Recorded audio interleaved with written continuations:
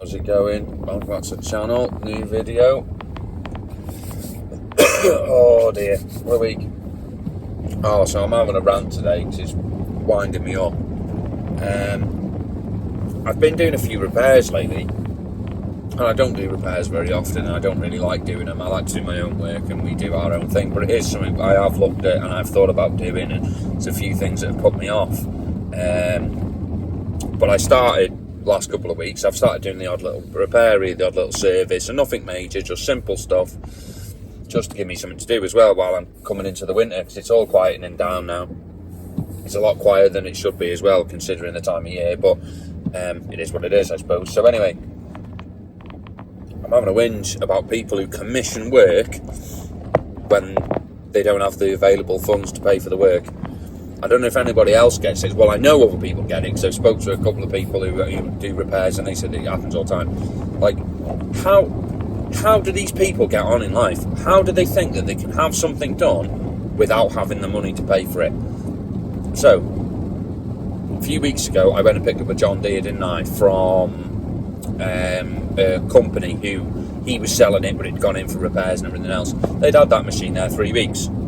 Again, this guy had commissioned work, and then decided that he didn't really want to pay for it, he wanted to sell it, and kind of worked it out that they ended up, I paid them and the invoice and everything else. And again, it's like, well, no, you've commissioned work, mate. Want it paying and want your machine picked up from you, done, dusted, isn't it? It's a simple thing. So I've had one this week. Someone needed some repair work doing, simple stuff. I commissioned the work, yeah, no problem, I can do it. This is what it's going to be. Got on to the guy, said, look, it's working now, it's fixed, Oh, can I pay you next week? I'm like, what? You were on to me, start of the week. You wanted this work doing. I've done it. I took my time out my day to do it, got it sorted for you. Oh, can I pay you next week? It's like, no, you can't pay me next week, mate. Needs paying today, otherwise you don't get your mower. Simple. But why commission the work if you had no intention of paying it? That's what annoys me. If you knew you didn't get paid till next week, tell me, look, I need this doing, but I don't get paid till next week. Can you? Oh yes, I'll bring it next week then. And I'd have done it next week. Or I'd have done it and said, right, okay, no problem, I can do it now, and I'll hold it for you or whatever. But this idea where people commission work and then kind of like, oh, well, I haven't got the money till next week till I get paid, or you know, something's come up, I need fuel for my car, so can I pay you next month? I don't understand how people have got the cheek to do it, and it annoys me. And this is another reason why I don't do repairs. I know there's other people on here who are probably in situations where things happen, or accidents happen, or someone unexpected bills and this and the other. That's fair enough. But these people, they aren't doing that, are they? They know full well they're not getting paid till next week. This isn't a case of, oh, something's come up and I needed fuel or something. You knew you weren't getting paid till next week, so why did you ask me to do the work this week, knowing that you're not getting paid till next week? So that means I'm not getting paid now for work I've done. Yes, it's simple stuff. I've only done a bit of servicing and a few little odd repairs. But what about if I had a parts bill? And I've got to cover that now for another week while you wait to get paid and all this sort of stuff. It proper winds me up. Anyway, so there's my little rant over. Yeah, just annoying. Anyone else out there who does this sort of stuff, well, how do you get around it? What do you do? Because obviously I know you can take deposits, you can say, look, authorise X amount of hours, different ways of kind of structuring and repair business where you know that you kind of then you are covered, because it's not a dispute about the bills. They're not disputing it, saying, oh, this is not one we need to pay, nothing like that. It's just a case of, oh, but I don't get paid till next week now, so can I pay it next week? And where does the stock go? What about if you've got 10 machines waiting to be done, and then now you've got to hold that machine for another week because you can't let them have it back, because then the chances are they're going to come back and pay you? Or do you let the machine back and then all of a sudden it's, oh, well, something else has gone wrong now, you haven't fixed it properly, so we're not paying you now. Do you know what I mean? It gives them an opportunity then to withhold the money for you then to do more work to then retrieve the money that you've already worked for. See, I see this happen all the time. A company up the road that I do a lot of business with, he's just had one this week. Can you do a service and a repair on my machine? He's like, yeah, no problem. I'm going away anyway this month, so I won't be back then till the 27th of next month. So if you come and get it now, and he just said, whoa, I'm not having your machine here for a month, kicking around in my way. He's like, I'll come and get it when you're back. This notion that everyone's got like massive amount of space and like, well, you can just look after my machine for a month while I go on holiday, and when I come back I want it fixed or ready to go. And think, well, no, why am I sitting on your machine for a month? Like, this is the sort of stuff that winds me up. This is why I don't like doing repairs, really. And yeah, it's annoying. Basically, it's annoying. But other than that, everything's alright. I'm alive. I'm getting better again.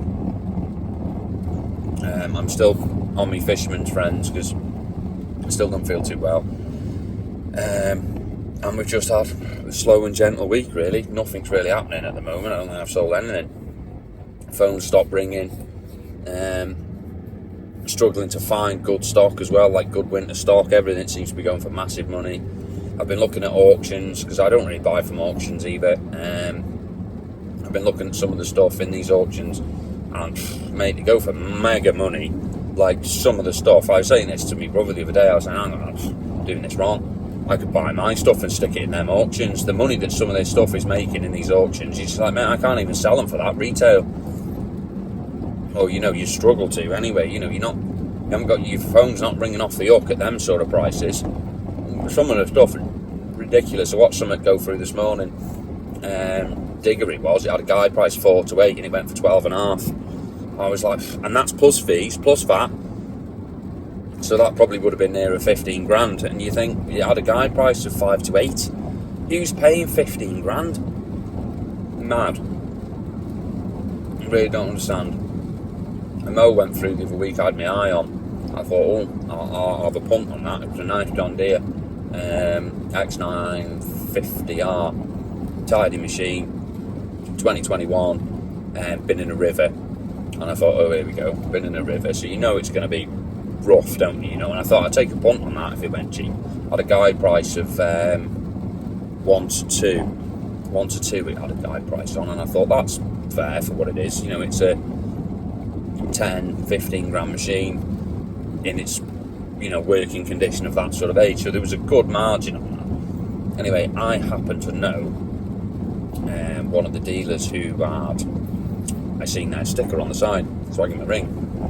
I said, oh, do you recognise this machine? Is it yours? Have you put it in, or what's the script behind it? Anyway, long story short, I got some inside information.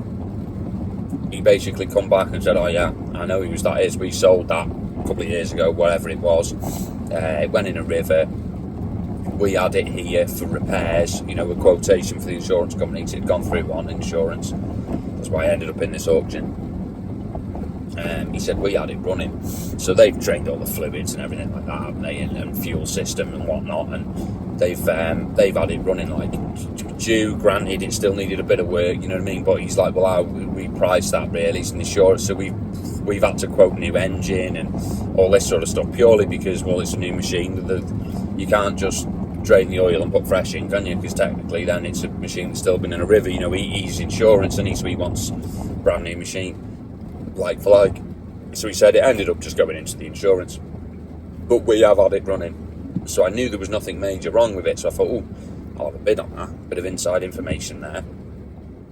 I should get this half cheap because no one's going to buy that. I think it's been in a river. 7,000 something pound it went for. And I was like, wow, I was up to 4. I think 4 something. I was like, yeah, that was me. I wouldn't pay more than 4 for it. And it went up to like 7, plus VAT, plus fees. And you're like, who is buying that? And I knew that it wasn't necessarily that bad. But the guy who bid it didn't know that, did he? He's just bidding that. I mean, could have bent conrod, could be hydro locked, could need brand new engine. It certainly wasn't worth 7 grand in that condition. Then you've got gearbox, all the electrics are going to be shot on it and dried out. Things will dry out when they've got, your gearbox, all your diffs and all that sort of stuff, because it is a proper machine. all them seals are going to be knackered, aren't they? Everything's going to be full of water, and you'll never get that water out that gearbox.